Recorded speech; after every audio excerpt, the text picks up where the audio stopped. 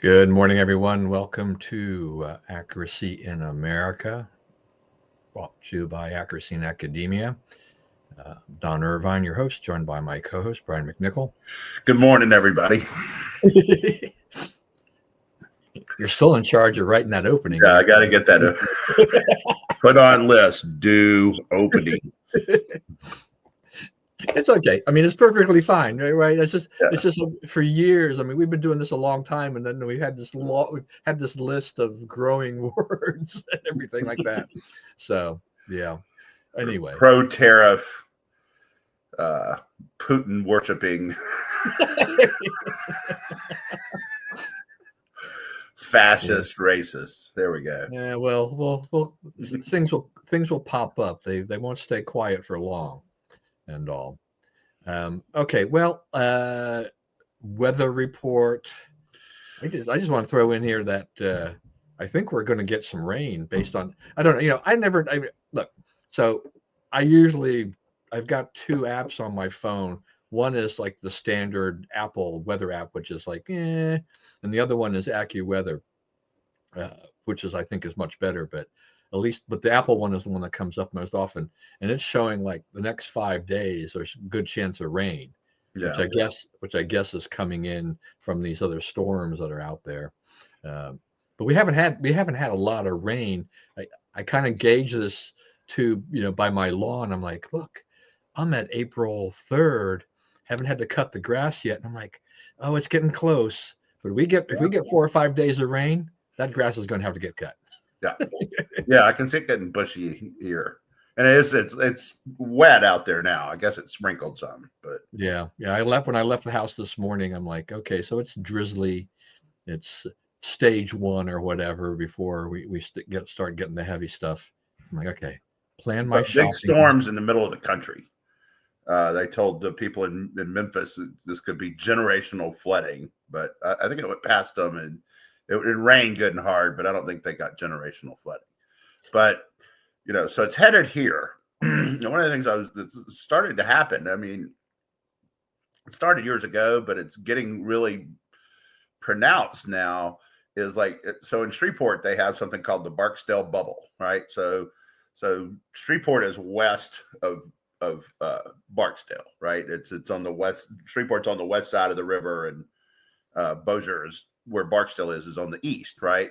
But when storms come across, they skip Barksdale, right? The storms break up and go past, and so that if you're at Barksdale or anywhere west of it, your rain patterns are different from everybody else's, because they talk about this, and they every time it happens, somebody puts the weather map up and you can see the Barksdale bubble appearing, right? Well, it started to kind of happen here, especially where I live. So that we had two snowstorms this year, and Reston was the lowest, got the least amount of snow in both storms. And that shouldn't, parts of this county, parts of Fairfax County are basically at sea level. Parts of Montgomery County are pretty close to sea level, right? We're about 415 or 20 feet up. We should be getting more snow than the Mount Vernon area, right? The Route 1 corridor, people that know the DC area, south of the city, but we're not. They're getting considerably more snow, rain, wind, and stuff. So there may be a Dulles bubble too, right? We're protected. We're about the same place in relation to Dulles as most of Shreveport is in relation to Barksdale. So, maybe that, I mean, I'm not an expert on this kind of stuff, but it may be something about these airports that are doing something to the storm patterns, how the storms cross. Yeah, you mentioned here too, you're talking about generational storm. I mean, it's we're seeing a lot more in terms of at least news reporting. I want to couch that in offense, say it is news reporting, where they talk about the once in 100 year, once in 1,000 year floods or storms or whatever getting more severe. I mean, what it does, for one thing, is it definitely is planting a seed, I think, on a lot of people's minds that, there are parts of the country that are just they're getting walloped by these big storms that, were not as common as they used to be. Yeah. Well, I think it's media perception. I think I don't know that there's a big change in weather patterns. There's a big change in how we cover it and talk about it, because it obviously serves a political agenda for the leftists in the media. And they're news stories. I mean, you have news time to fill. I mean, they are looking for the most sensational types of things Right. they can cover. So therefore, you do that, and it's the more dramatic it can be, the better. I mean, if people get trapped in their cars, if people have got to whip out the little rowboats to rescue, or little motorboats and things like that to rescue. You see people on the roofs of a house or stuck in a tree or whatever. Those things are they're great for news. Yeah, right? because it's a big problem. Is like you have a bunch of networks now that are 24-hour news, right? Or so they say, Right. But there's really not 24 hours worth of news, right? So what do you do? How do you fill that? Because what ends up happening a lot of times is they have a story in the morning that broke some news, right? They have the average amount of news that any newspaper or whatever has, but then that's the story of the day, and all they'll have endless discussion panels and all that kind of stuff to just rehash that story, right? Other stories may be gliding by unnoticed, but they've got a formula, and it's an easy formula, and they like setting up these like Scott Jennings fighting all these people on CNN, and then the highlight moments of when they smack each other down and all this kind of stuff. Right, that's what's passing for TV and entertainment for a lot of America today. It does seem like it's Scott Jennings against the world. It does. He's pretty good at like 5-on-1. Just no, he takes it. I mean, he knows exactly how to deal with these people. It's not these mealy mouthed conservatives kind of thing like that get pushed back and then will just take all those hits. He pushes back, and he's also one of the things that's really funny is he has realized that because you see it in enough clips, right? This is how they're going to do it. So some leftist on there is arguing some point, assiduously claiming, and they put him up in the corner, right? His reaction up in the corner. So he's learned to play to that camera, right? He knows that camera is watching him to do it. Yeah. People don't realize like how big a part of TV those expressions are, right? Because you can't, you cannot, like you say, what, why am I can sit around with my family and crack them up all day. Why can't I go on TV and make people laugh, right? Well, part of it is your family gets all the nuance of what you said. They know all the backstories. Your thing does not. It could be funny for reasons that a TV or live audience wouldn't know, right? But your family knows the backstory. That's very funny, right? But in front of an audience, it's different, and that's part of what's going on there. You don't, you just don't connect on TV, right? It doesn't all come out. Yeah, I mean, the reaction a lot of times gets a lot more attention than what was said beforehand. It's seeing how people react to what has been said tends to play up bigger. So, yeah, I mean, with all this technology and the way that they're trying to shape the news and everything like that, I mean, look, so Jennings is probably the best thing CNN's got going, right? Right, because you all got to watch. Even the people who hate him got to watch. Yeah. So he's done a good job over there. It's kind of a thankless task, but I think he relishes. Well, it's not all that thankless. He actually signed a contract recently. The gratitude that I would ever need. No. I mean, he's they're paid for it, but I mean, you've got it. You're just having these daily battles. Yeah, it's kind of wearing. I mean, it is. Can go in there and do that on occasion. I mean, so the financial remuneration is always good, but it's kind of. I mean, look. I mean, if you were signed for a contract on The View and you got to face those ladies and stuff like that, it's like, ugh.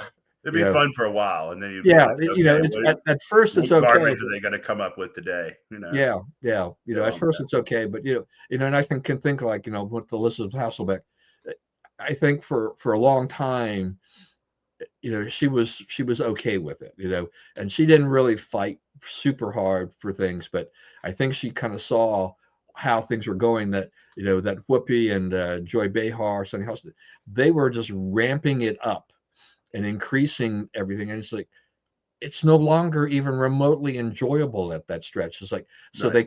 they keep plopping in different people to try to find somebody who's willing to do battle.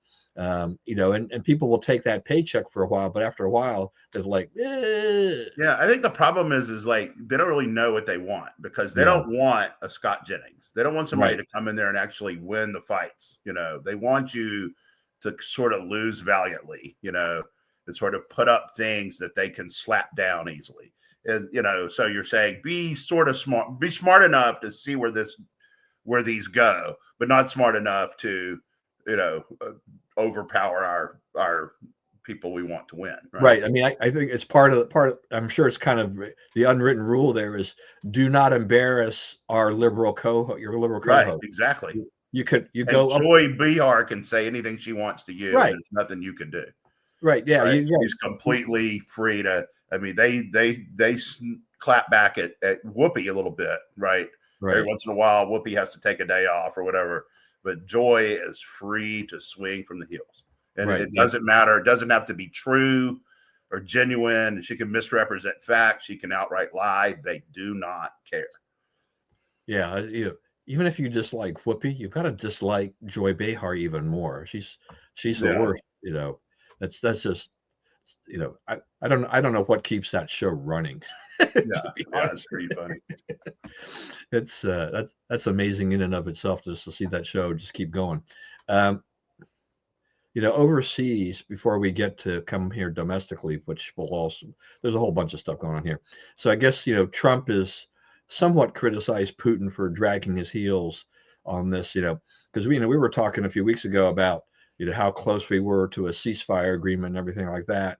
But we've also talked about, what's the incentive for Putin? He has the card. The advantage is his, in terms of what he's been able to do, and how much more does he, what does he really gain from a ceasefire per se? Zelensky would gain more out of seeing the bleeding stopped. So Trump doesn't seem to be too happy with that. But I don't really see a whole lot of pushback from Trump on this, against Putin. I mean, I guess he'll issue this criticism, but it hasn't been like typical Trump criticism of other people that he has in the past, and he hasn't really popped off on social media like he has with other people in the past. I think he wants that relationship, and Well, we have a ton of sanctions on them, right? Already, we've done everything we could to basically cut them off from the world, except for the truly hostile actors that we can't cut them off from: North Korea, China, Iran, right? So that he holds the territory. You want to dislodge him from that territory, you're running right up against the possibility of a nuclear conflict. Over 200 miles of mud in eastern Ukraine, which I don't think many people see that as a worthwhile bargain. So what Trump is looking for is a leverage point. Now he's starting to get it organized with the energy, right? If you see energy come online, what do you call it? Drill baby drill actually start to happening, and you can already see, gas prices are falling. They're below where Trump took office. And they'll probably continue to fall a pretty good bit. He's got production ramping up domestically and globally. The OPEC countries have agreed to ramp up production. So, prices will fall any farther. What does that mean to Russia? Russia, almost all their income is selling oil and so forth on the world market, energy on the world market. So if you can lower the price of energy, you really hurt Russia financially. So if he gets to the point where he can do that, then he has some leverage that he can really work with, right? Because like right now, I mean, Trump's a deal maker, so he's assessing the leverage, like who's got what, and we don't really have a lot of cards with Putin. People do not understand like how stupid the Biden administration was in all this, and just letting them, amass all those troops on the border and then attack. I mean, we didn't do anything. That was the time to do something. That was the time to arm to the teeth and run to the ramparts and all that kind of stuff. Now, they're there, right? The lines haven't moved in that war in 3 years, right? It's basically the first few weeks sort of set it up like it is now, and they've been fighting in those spots basically since. So, what are you going to do? What is it? How do we get them out of there? I think they're working on that, but I honestly don't think they have the answer yet.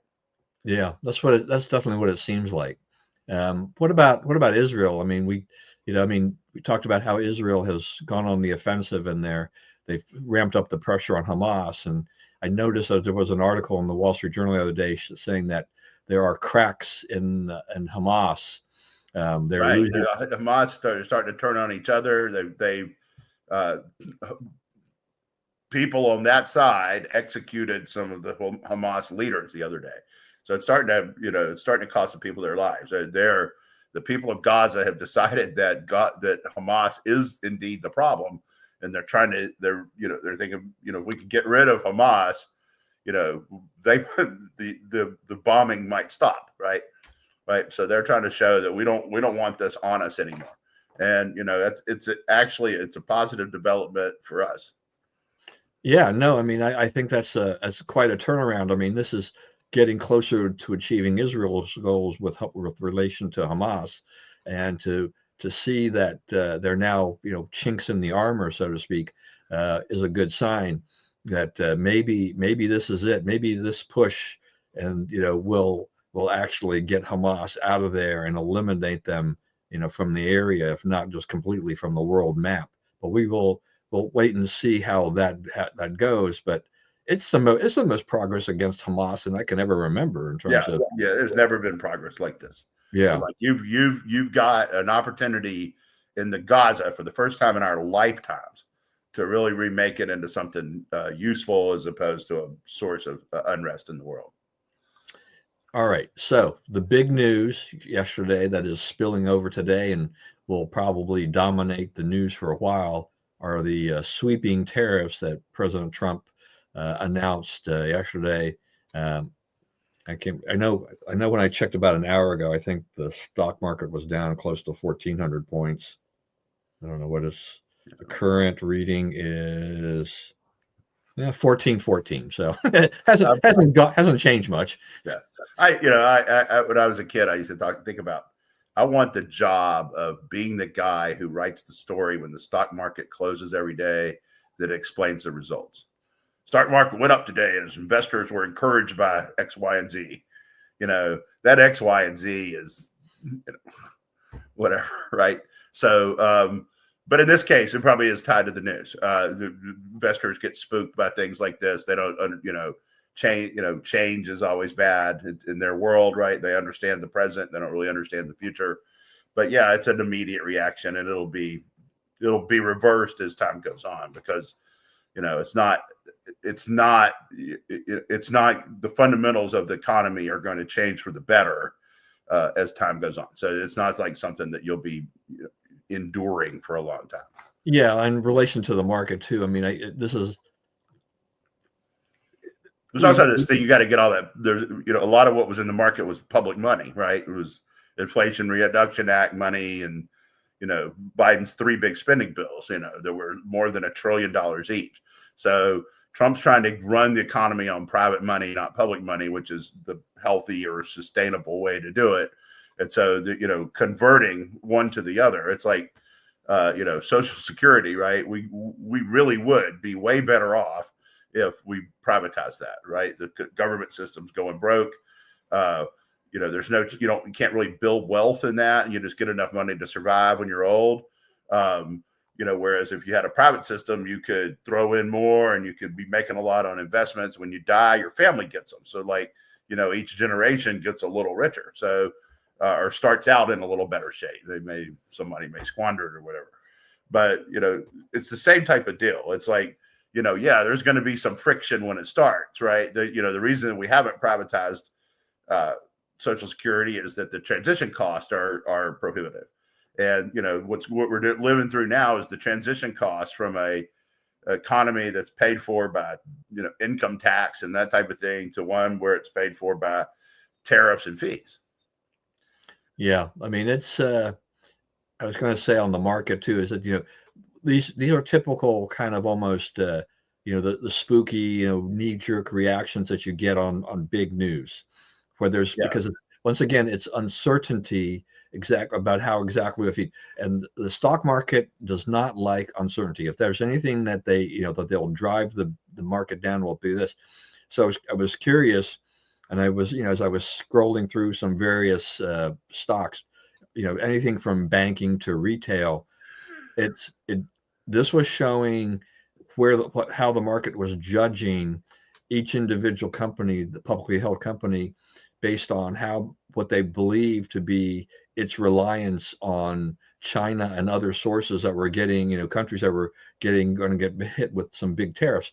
So, like Dick's Sporting Goods, I think it dropped. Couldn't happen to more deserving company, by the way. And if I do not shop there. I do not give them money. And I have some sporting goods needs, right? I have to buy some sporting goods, but not from them, not ever. Yeah, not I think they were. Let me see something.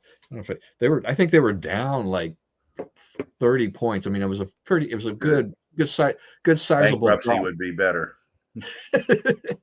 Well, they're still doing pretty well otherwise, but it's just the China ties or the non-China ties. A TJ Maxx is actually going the other direction. Costco is going in the other direction. Walmart's kind of on the same level. But if you're FedEx or UPS, are getting hurt. Chip companies, the Magnificent Seven, they're still they're getting hit. So it just depends upon what the market is trying to figure out.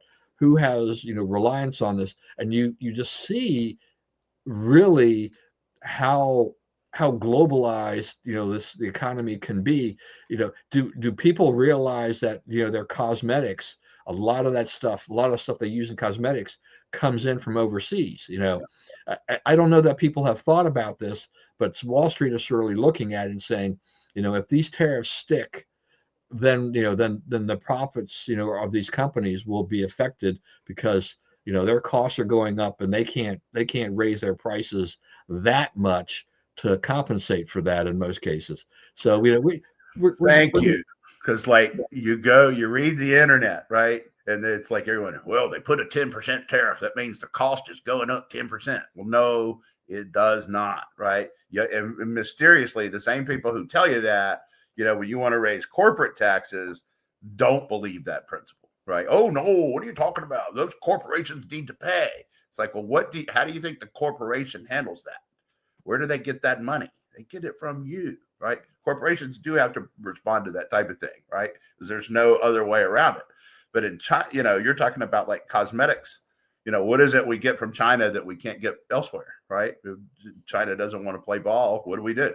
Right? We find another source, or we make it ourselves, right? That's not rare earth metals. That's not things we can't come up with, So the ones that are critical are the things that depend on those metals, the microprocessors, the windmills, that type of thing.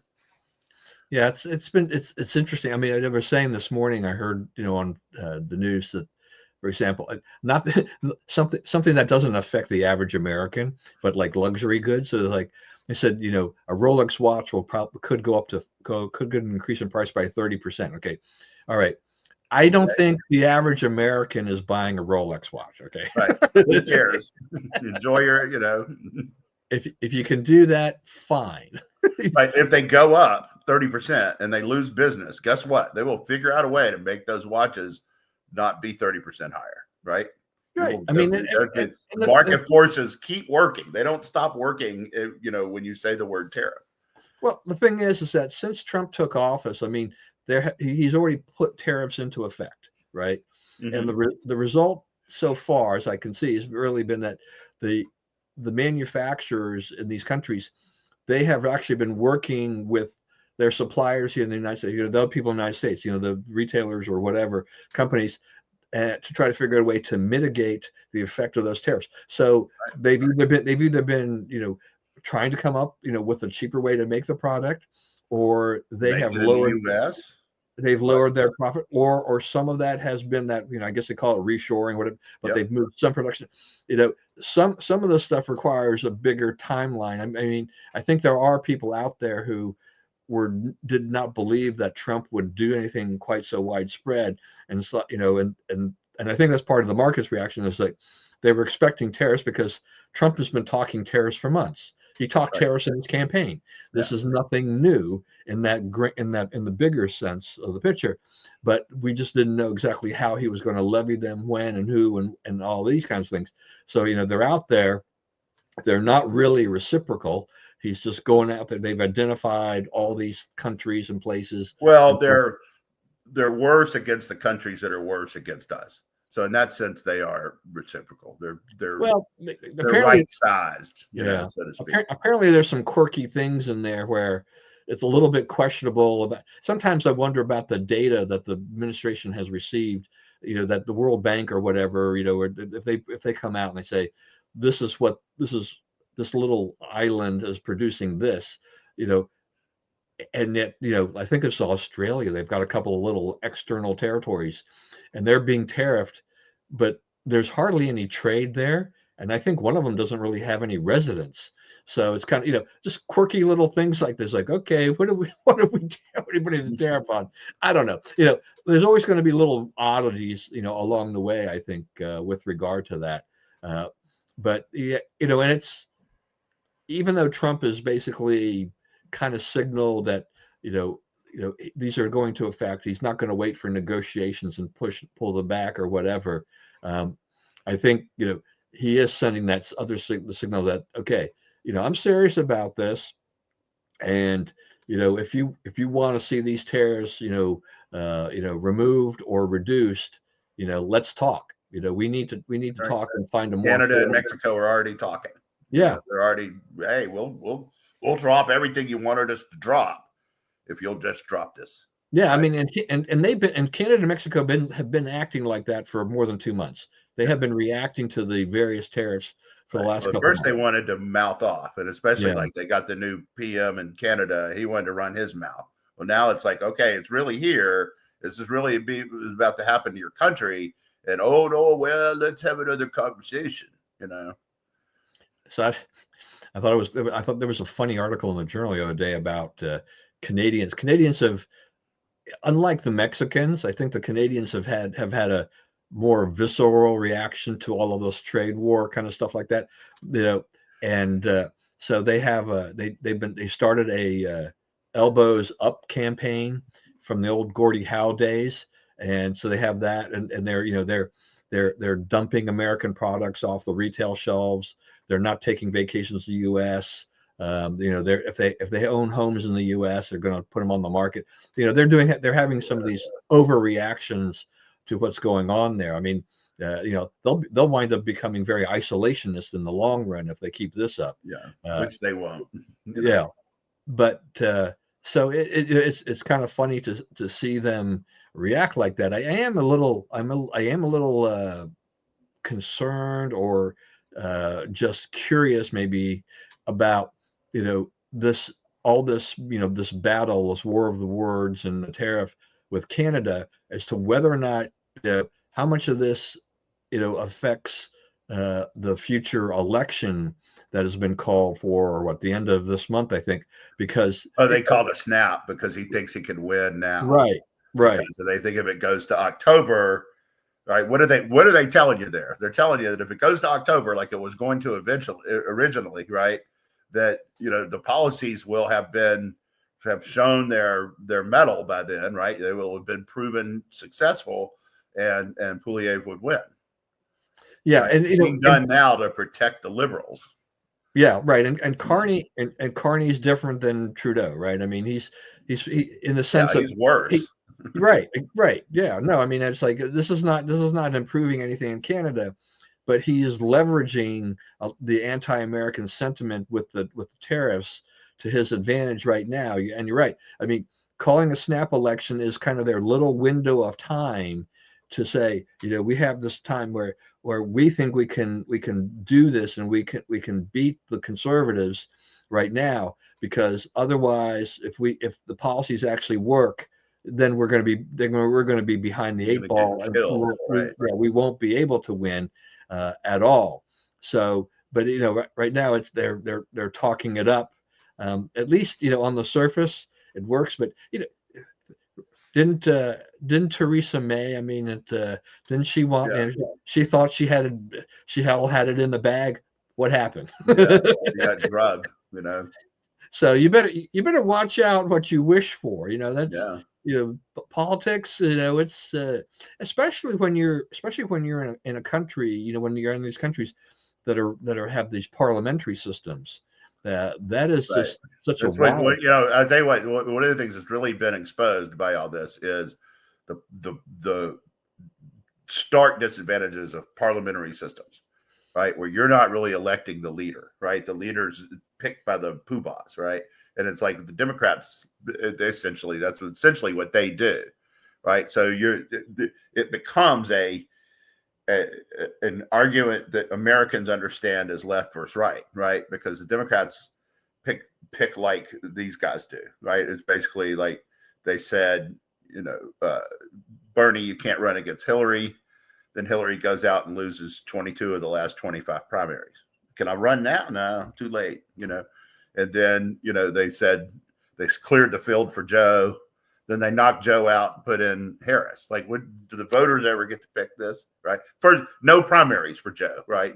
Joe got it automatically, and then it was taken away from Joe automatically and given to Harris automatically, right? So no voters didn't participate in any of that, So it's very much like Democrats operate, but so they all like parliamentary system. It's also, you see.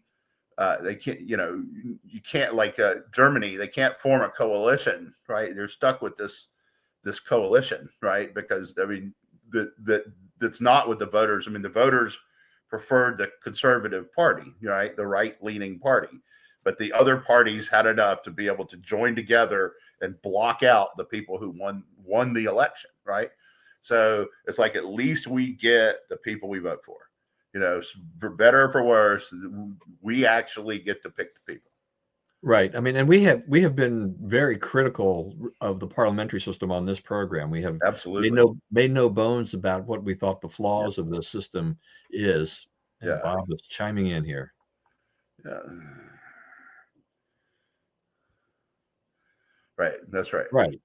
That's what I'm hoping. I'm hoping for that. Because it just Trump calls this a disturbance, kind of thing like that, and he calls the economic stress that it caused a disturbance. That causes a disturbance. Right. He didn't call the tariffs a disturbance.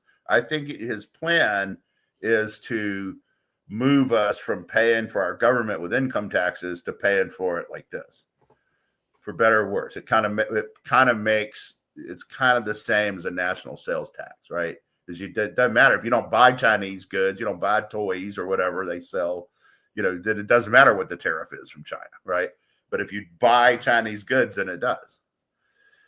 Yeah, I mean, one of my questions too is that because I haven't looked at the numbers deeply enough, but Trump talks about how much money the tariffs would bring the U.S. and we're going to make America wealthy again. I mean, how much of that have they calculated in terms of if a lot of these costs get passed on to the consumer, what if consumer demand drops? Will not won't tariff income drop as well, and you won't bring in as much as you thought you had, and so it's one of these things where prices go up 10% and your taxes go down 20%. You're in pretty good shape, right? Well, depends. It should be, right? I mean, I think that's his thing. Is people keep saying it's temporary to force concessions, and a lot of it is. A lot of that's absolutely what he's going to do with Mexico and Canada. He's going to they're going to make the concessions, and then he's going to say, okay, you're still on the 10% across the board, but you're off of everything else, right? He may even give them a cut on that, right? If they act right. But he's not but you're not going to have a advantageous trade deal with us anymore, right? Where if you have access to our markets, we're going to have access to yours. That's what's coming. If you want to charge a bunch for access to yours, we're going to charge a bunch for access to ours. I think you'll end up seeing a lot less protectionism in the world. I think people will say, okay, yeah, they're the big customer has spoken and we better get in line. Yeah, I mean, I think that will, we have to wait and see how this actually rolls out and plays out. But Trump has basically, he has sent this huge warning shot, the shot across the bow, saying, "Here it is. This is Yeah, what I promised." I mean, the thing about Trump in this term, I mean, he has just going ahead and just saying, "I'm blowing my entire wad right now." I right, mean, I talked about these things on the campaign trail, and right. I am going to at least enact these things now. How they work out, I do not, I don't know for sure, because there isn't a No, you sure. never know for sure. That's right. Yeah, but I'm going to go ahead and put them in place, because that's part of the promise I made, is that I'm going to go ahead and do this. And we have it's a mixed bag for a lot of industries, right? Some industries will benefit greatly by these tariffs, Yeah. where they were getting killed by foreign competition. Others are going to have some issues for a Foreign while until competition they, operating on deals we made. They're right. advantaged by deals we made. That's what Trump is saying. We're not making deals that screw our own people anymore. And where we find them, we're eliminated. Yeah, I mean, I want to know, why do car parts have to travel like 26 times between the borders? Our Right. borders, and then depending, I guess, and then they can be stamped American, depending upon where the final assembly was done or whatever. Because that's always been that little trick of the game too, right? To for Buy American, is that you do the final assembly in the U.S., even though a lot of the product itself was actually forged and made elsewhere, and that you get that Buy American. Remember ABC News for years? I don't even know if they're still doing it. They used to have a frequent Buy American segment, and they'd go around, they'd find factories and places in the U.S. which were, everything was from start to finish was made made in America. But those are hard to find. There are not a ton of them, but this is kind of opening up and saying, you know, why can't we have more industries here? We've lost so much of our industrial base over the years, and Yeah. just And it's giving like, it away. apparently Canada, I didn't get the chance to read the whole thing, but it looks like Canada has caved on all its tariffs to the US. So like we have all those, the top 100, we've talked about this before, the top 100 miles of the country, right? The northernmost 100 miles, all across the country, east to west, is largely dairy, poultry, eggs, things you can do where you don't have to be out tending the crops for a long time because it's cold growing seasons, blah, blah, blah. So, Canada has, you can sell a little bit at normal tariffs, but if you go over the little bit, you get to like 275% tariffs, right? So, so they've effectively, and they come out and say, we've never even reached that limit. Well, of course not. No one's going to say, yeah, let's go sell stuff in Canada with 275% tariff on it, right? This milk costs $22 and this one costs $3. You're not going to, that's pointless to do. So, all that's, if that all goes away, that's a dramatic expansion of economic activity in parts of the country that I'll just say badly need it. Upstate New York, the upper part of New England, which is in a lot of economic malaise, top of Michigan, Minnesota, the whole state of Minnesota is involved in this industry, the Dakotas, Montana, even. So, if you want, they just leveled the playing field for, a huge cross section of the country with one fell swoop. So if Canada's going to do that and stick with it. So here's another thing out of curiosity, because I mean, the tariffs have definitely got an effect on things. So say we're able to eliminate tariffs, or at least get some reciprocity where we're not running these huge trade deficits with other countries, so we get the level playing field. What's your opinion about the subsidies that we give as taxpayers to various industries, or businesses, from the farmers to whatever, that prop up a lot of things? Is there a world where those types of things go away? Is that something that Doge would like to see kind of go away in a sense? Doge has looked at USDA and they have made some pretty significant recommendations along those lines. I mean, the subsidy program is like anything else. Even if you agree with its ideas, it's been thoroughly corrupted at this point and has to be reformed. Moving around money from taxpayers to farmers, and I think one of the things, you're going to have a lot of people that get caught in the crossfire of this. So probably in the short term, Trump will have to do what he did last time and sort of monitor for who gets screwed for the worst and come in and help them a little. Yeah. So but I mean, you're talking about like all the stuff we got out of China the last time, and he gave like $16 billion to the farmers. And I hate to say it, but $16 billion ain't a lot of money around here. Not with an almost $7 trillion budget. Right. Right. Yeah, it is a drop in the bucket for all. It's a drop in the bucket. It sets everything right, and it lets him do some stuff that gets gains that far outstrip $16 billion. Yeah, I wanted to go back. I meant to put this into our international part of it too. Is that as we were talking about when you were talking about we got to the parliamentary system too. The other thing that was happening too was this whole issue about Marine Le Pen. And now she's banned from running for office, and she can appeal this, I guess, this conviction or whatever. But the process, the courts move slowly. Yeah, they're really gonna move slowly on her.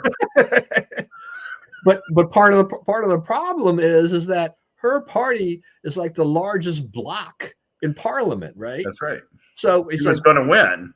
She was ahead. She was going to win. It was going to be by amount.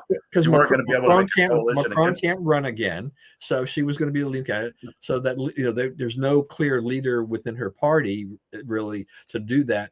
And once again, it also is that parliamentary system where they were kind of in control. Because she had the largest bloc, but she had the largest bloc. They weren't the majority. They still had to cobble together various factions in order to have the government run as the government does. So this is that fractiousness of the parliamentary system. Is just that as you said, they're not voting for the top leader. They're voting for these party people who then have to figure out how to form a government in order to make and then pick the leader who will run the government. All done by poobahs, all done by politicians. Yeah, self-interested, trying to protect their own hindsides and all that kind of stuff. Right. I mean, and look, I mean, you look at what happened in the UK.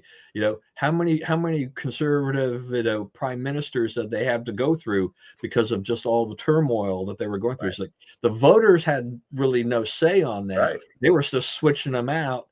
Trying to figure this out. I mean, I think Japan has had the same problem over time. They've also switched out people and things like that. So these parliamentary systems. I mean, South Korea is kind of in distress because the problem with their president and all of this. And the president has like one term and that's it. And so the knives are already out from the time you're elected, particularly when you're on the more conservative side of the ledger. On that. So it's they try to throw him out, bring somebody else in, then try to throw him out, and it just creates a huge mess. You're like who's running the country? Who's making the decisions to move your country forward, and all of this? So at least for those who think Trump is just chaotic and all the other nasty things whatever nasty things they've said about him. This is like, look. Our system works, okay? It's like our people, voters voted for Trump, right? Popular vote, electoral college vote, he got it. So, that's it. Yeah, that's right. Yeah, that's right. I still don't like the parliamentary system. I don't care who's in control. Yeah. I mean, it's failing all these countries, and it allows bureaucrats to run things. Right. It allows people who are not responsive to the people. The thing about it is they're getting to the point where you better start being responsive. That's what's going on here, is that, that's why Trump won. He's responsive. The people say, this thing is corrupt and it's bloated and it's not effective.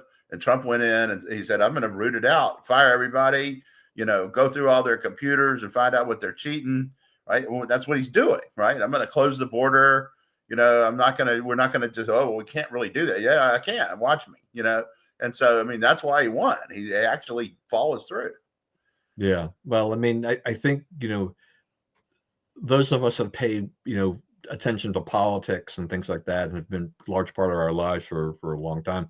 We knew that there was waste and inefficiency in government, and and Elon is and that it was big, but we didn't know. Yeah. We had no idea how big it really was. Yeah, I mean, no one had been able to actually go through in there and do that. And I've mentioned before. I mean, we've talked about Tom Schatz with Citizens Against Government Waste, talked about Tom Coburn when he was in office, and he would make a pronouncement every year and list a bunch of things, but which was all well and fine, but nothing happened. Right. Something's happening. I know it's chaotic, and I was thinking with this FDA thing when I woke up the other day and saw what was happening with with all the HHS, FDA, things like that. I have a couple of friends of mine that work for the FDA, and I thought, I wonder if they still have a job, because I don't. It's not clear, from any news reports as to exactly what group of people are getting laid off and all of this. But it also just once again, the expansive size of government, and just something had to be done. Okay, and I thought, is it really necessary for us to study all of these things? Italy. Right. Yeah, Italy is totally chaotic. Yeah. That's right. It has let him be a pretty good president if they'd let her do the job. Yeah, I mean, but I don't know. Silvio Berlusconi will live on in infamy. Yeah, that's how you run that country, though, right? Yeah, you don't worry about ethics or nothing like that. You just go in.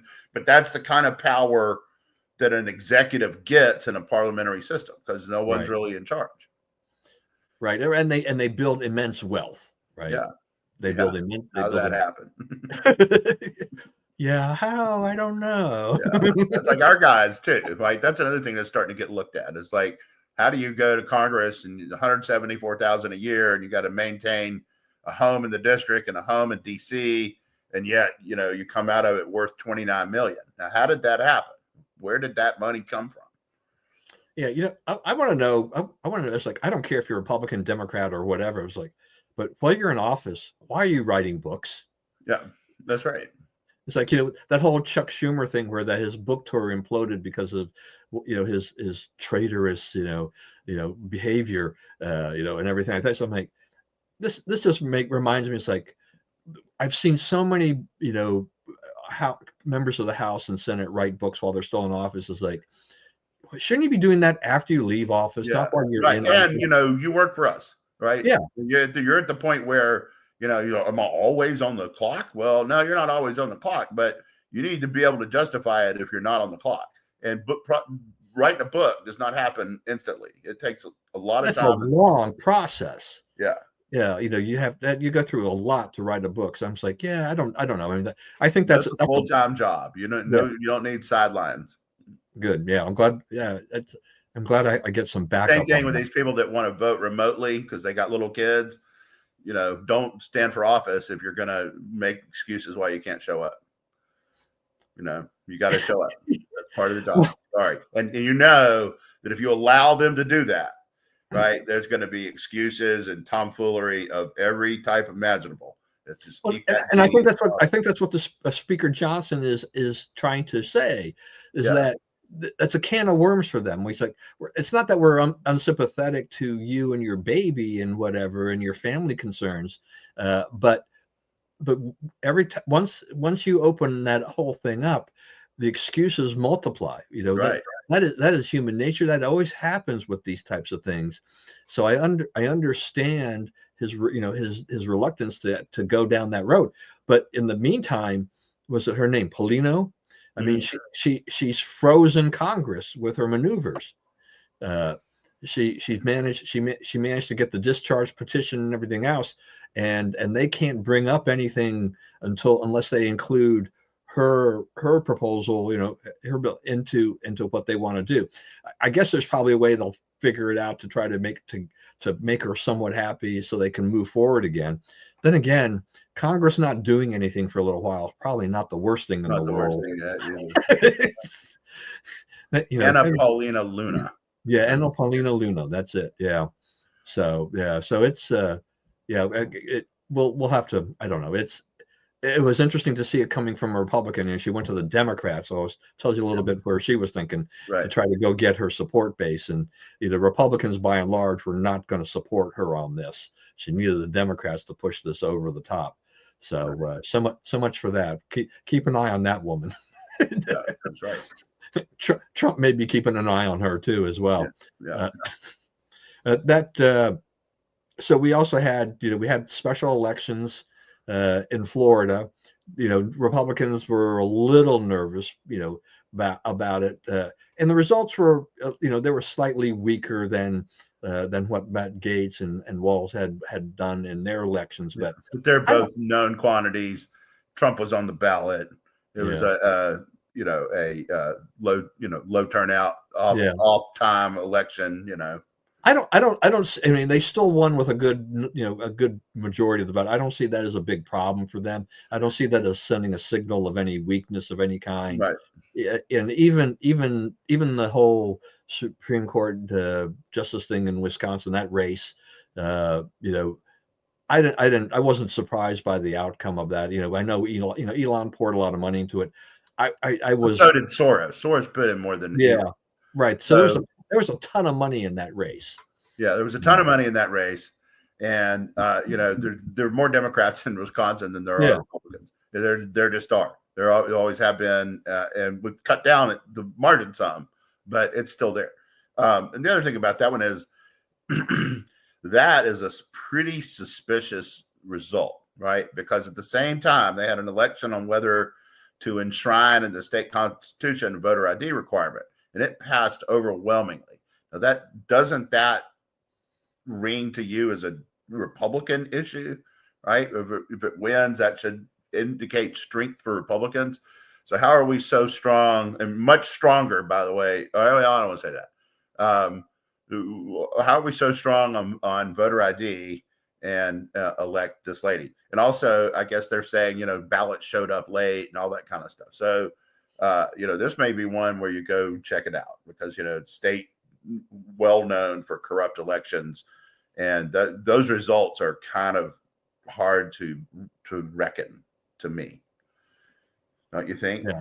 I mean, how can one carry over? Yeah, I mean, it does. I mean, they're going in different directions. That's an interesting point.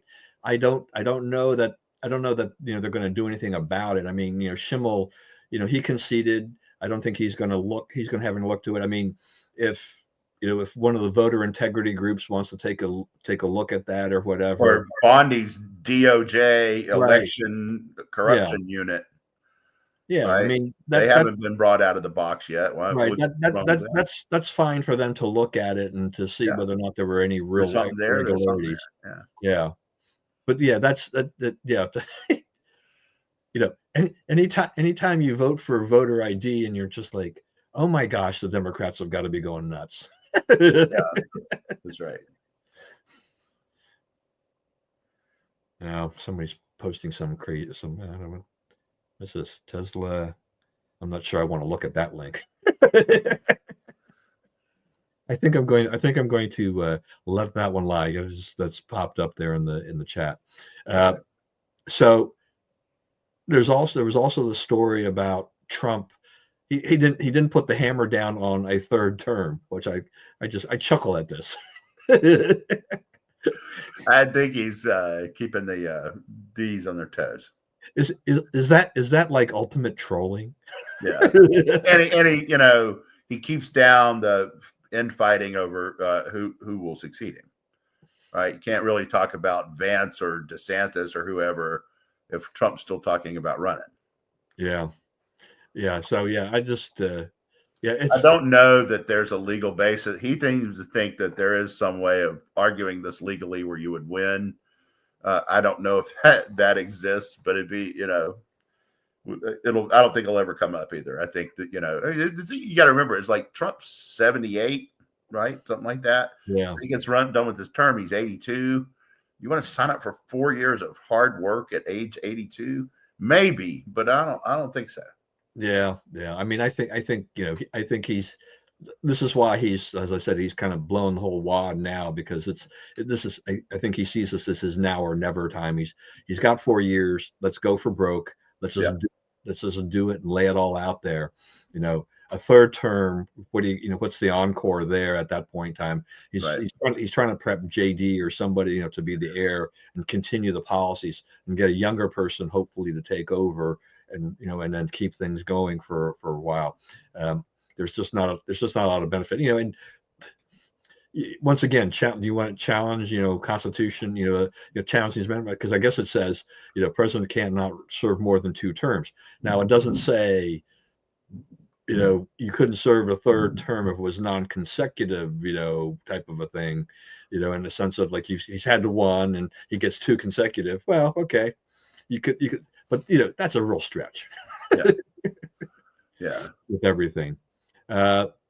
And the news that came in this morning as we wrap up here. So Eric Adams, so the judges dismissed a criminal case against him, and now he's announced that he's leaving the Democratic Party, and he's going to run as an independent, which means that he will skip the Democratic primary in New York for mayor, for re-election. I don't know how this is going to work out. I don't know that, if he, by running as an independent, I don't know. Well, now my understanding was he was trying to form another political party. The news be the representative of this new party. Okay. Well, the news report I saw was that he was going to run as an independent and skip the Democratic Party, primary. He is skipping the Democrats. Yeah, but if you do that, if that means you're going to have a potential 3-way race, if they're That's good for him, I would think. Does that how does that stack up? I mean, what are Cuomo's chances? I don't know. There's a lot of people that are jumping in on this thing, right? Too. So you're going to airlift someone who represents the troubled past of New York, right, to be the Democrat. Because I mean, who are their choices? Little Cuomo, he's definitely tied to the ugly past. What's her name? Teacher. What's her name? I can't remember her first name. Oh yeah, I know. Starts with a P. Weird name that starts with a P. Like people like that will jump in. Maybe Letitia James. So then like everything you hated about Biden, here it is again. These are your choices. Versus somebody who will attempt to be a conservative, right, of some sort, some description, right? Try your best against perhaps even little young Giuliani, right? And then you'll have Adams, who's known quantity, who threw his political career away to try to save New York. So, one guy that you can't argue his principles, because his principles have been out there for everyone to see. So I'm thinking that, that he's in pretty good shape if you end up in a 3-person race. Yeah, that'll be that just adds another level of intrigue to the whole. Yeah, makes it fun. All right, let's wrap it up, Brian. Okay, let's see. I wanted to see what was on the list before I go away. Let's see what's on the list. Stefanik, feel bad for her. So she was going to be UN ambassador, but they decided that they're getting a little close in the House, keeping the majority in the House. So they asked her to stay in the House. Perhaps after the 2026 election, they could do something about that.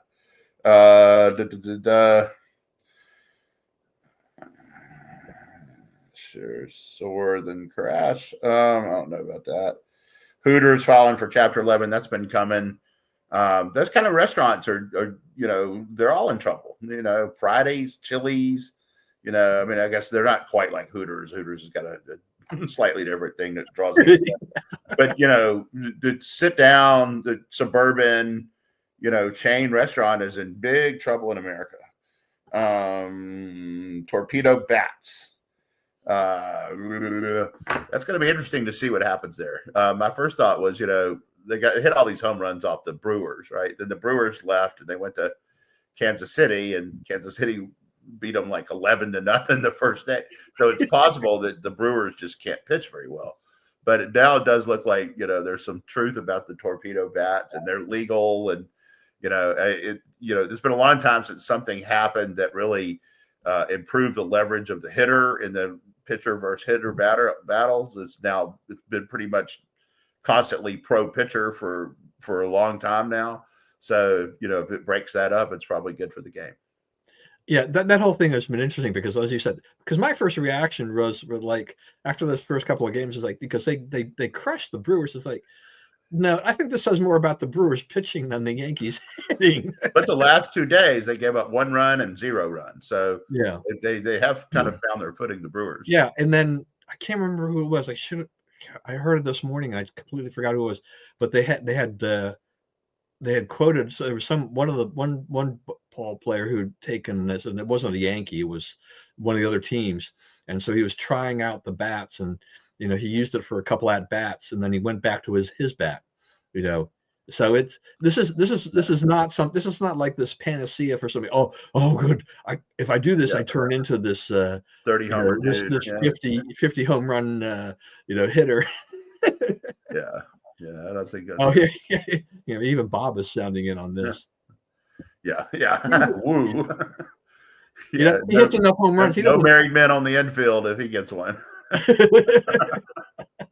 He's like, Ohtani can hit enough home runs. It's kind of like Aaron Judge. They can hit enough home runs without any other kind of bat, I think. That's right. And it's also, I think, everything else everything's different. I mean, every ball player, the structure of your body, your height, all of these, there's so many factors that goes into all of these things. So yeah, like a batting stance is like a thumbprint. Like we all have our own. Yeah. All right. Well, there we go. Talking baseball at the end. Love it. It's a great time of the year. Anyway, everybody, thank you for joining us today. Hope you enjoyed it. Please, as always, stay safe and stay well. Remember, we live in the greatest country in the world. Do not let anyone tell you otherwise. And as always, God bless America, and we will see you again next week. Enjoy.